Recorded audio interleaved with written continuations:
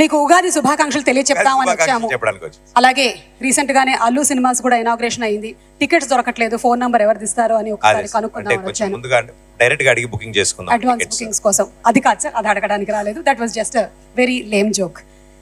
మనం సినిమాని సెలబ్రేట్ చేస్తున్నటువంటి ఈ తరుణంలో మాకు ఒక్కసారి అల్లు రామలింగయ్య గారిని గుర్తు చేసుకోవాలని ఉంది.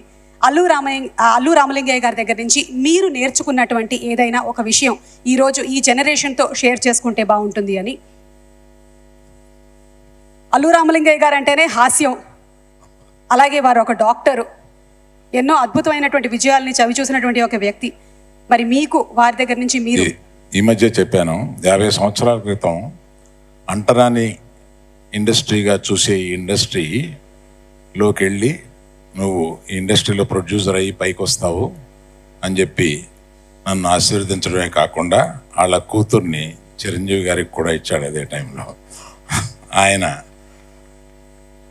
ఆయన మనస్తత్వం అటువంటి రెవల్యూషనరీ మనస్తత్వం అప్పటి నుంచి. So I want others also to think ahead of like that.